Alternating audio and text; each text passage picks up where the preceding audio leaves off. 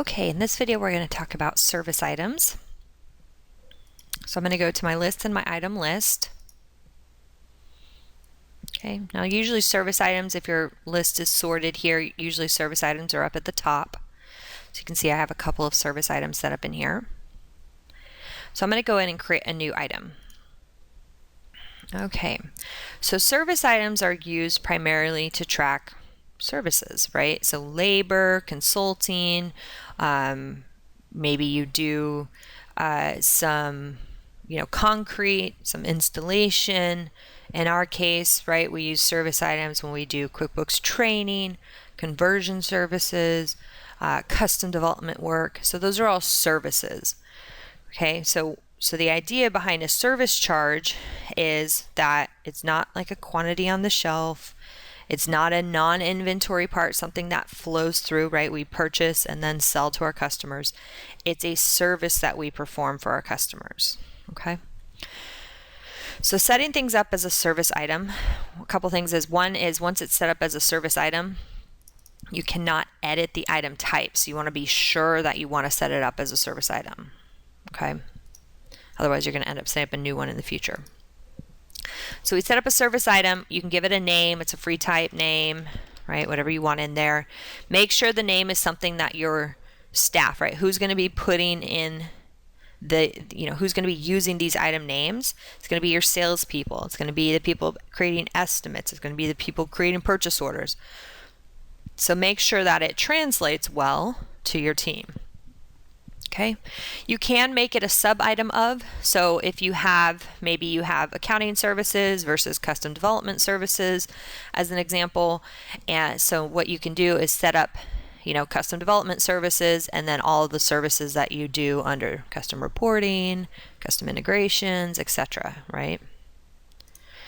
Okay, so in the construction industry, maybe you have, roofing, which has framing and or maybe it says home building versus commercial home building, or, just it's different ways to categorize your service items. So again, when you are doing a sales transaction as an example, you say, I can't remember what that thing's called.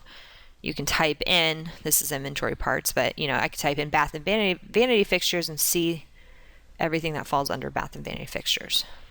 Okay. So the one thing also to remember is that if you do use header items, never post anything to the header item. Only post it to the sub items. Okay, but it's not required. Services in enterprise, you can't have barcode numbers tied to services. So where would that be helpful? Perhaps you have a hardware store, and part of the things that you sell with the hardware store is that you sell, I don't know, trash services, or you sell delivery services as an example. So instead of, having a piece of item like a water bottle or something there that I can scan, usually our clients just have like a little flip book that they flip it open, they scan the barcode, and then it pulls up this service item. Okay. You can have multiple units of measure in enterprise again when you have it tied to a service item. So you can say, I sell by the hour, or I sell by the day, which equals 8 hours, or I sell by the week, which equals 40 hours type of thing. All right. One of the most important things I say when you're dealing with any transaction in QuickBooks, like services, items, non-inventory parts, etc., you always want to check this little box. It's a little confusing. The service is used in assemblies or performed by a subcontractor. So essentially what it's saying is that potentially you purchase this item and you sell this item, okay? So when I buy it, I want it to hit a cost of goods sold account. When I sell it, I want it to hit an income account. That's what this allows you to do, okay? Now, even if you don't buy it, right, even if it's used on a time card, you may potentially want to use, right, the expense account down here. There's a little bit of weird things with that setup, because you also have to set up your payroll items list.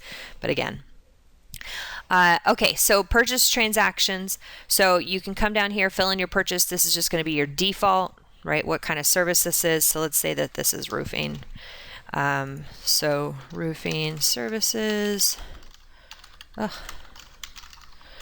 performed by sub, right? And then on the description, probably we don't have to have the same thing. We're saying roofing services, you know, yada, yada,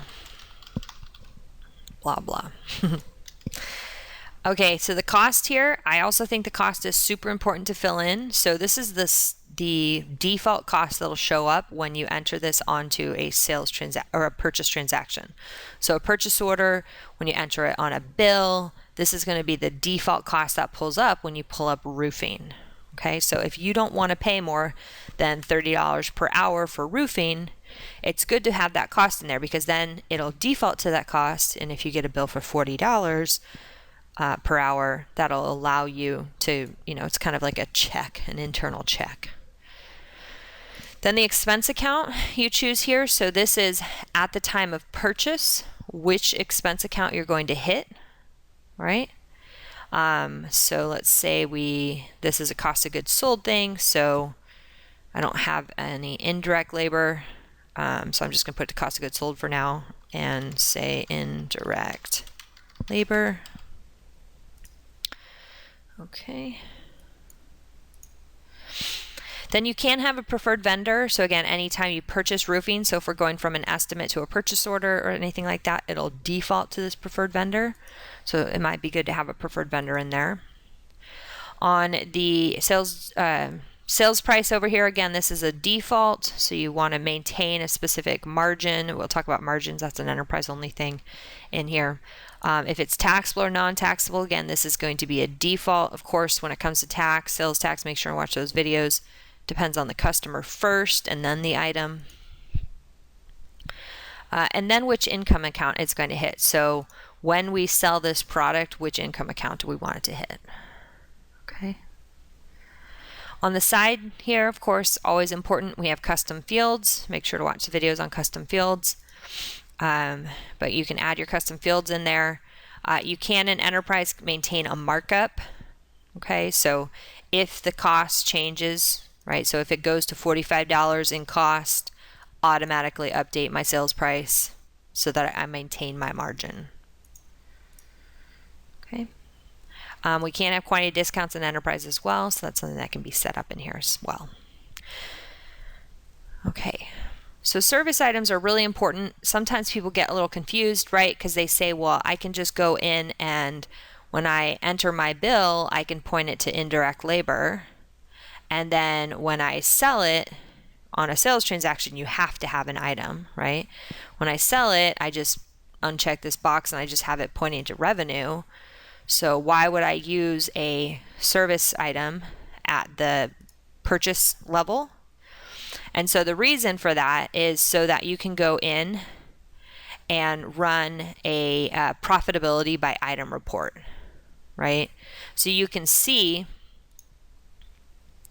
on here, get down to the services area, you can see on here, you'd be able to see your costs per item and your revenue per item. If I just pointed it straight to my general ledger account instead of using the actual item, then it wouldn't show up here under my costs. So I wouldn't be able to see that profitability to make sure that I'm maintaining the margins I want, that we're not, you know, undercharging, overcharging.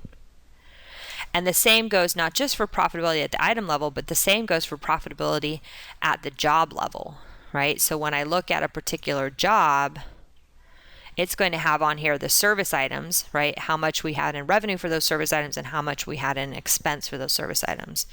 So making them a double-sided item, right? By keeping that box checked, that's what double-sided. Making that a double-sided item is super important.